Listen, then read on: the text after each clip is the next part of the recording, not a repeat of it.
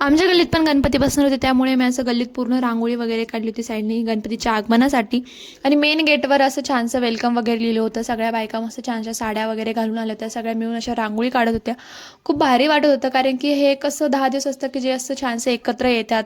आणि हे आहे आमच्या मंडळाचं नाव, सूर्या प्रतिष्ठान आयोजित गणेश मंडळ. आणि तर मस्त रांगोळ्या वगैरे काढणं चालूच होतं आणि आमची थोडीशी थट्टा मस्करी पण चालू होती. आणि रांगोळ्या काढणं पण आमच्या चालू होते आणि बायकांच्या रांगोळ्या काही संपतच नव्हत्या, त्यांचं चालूच होतं. काही मध्येच फोटो सेशन चालू होतं रांगोळीसोबत, काहीतरी चालू होतं. आणि त्यानंतर आम्ही गेलो मिरवणुकीसाठी गणपती बाप्पाला घरी घेऊन येण्यासाठी. आणि हे बघा आमचा गणपती बाप्पा खूप क्यूट दिसतोय ना, छानसा. त्यानंतर मस्त आम्ही असं फायर लावते, सगळ्यांनी मिळून असं मस्त डान्स वगैरे केला, मस्त फटाके वगैरे लावले आणि आमचं असं थाटामाटात गणपतीचं आगमन आम्ही केलं. त्यानंतर थोड्याशा पावल्या वगैरे खेळल्यात, कोणी डान्स वगैरे केला आणि कोणी फुगड्या वगैरे खेळल्यात गल्लीतल्या बायकांनी. आणि आमची फुगडी तर बघा एकदम आम्ही पडायलाच आलेलो होतो.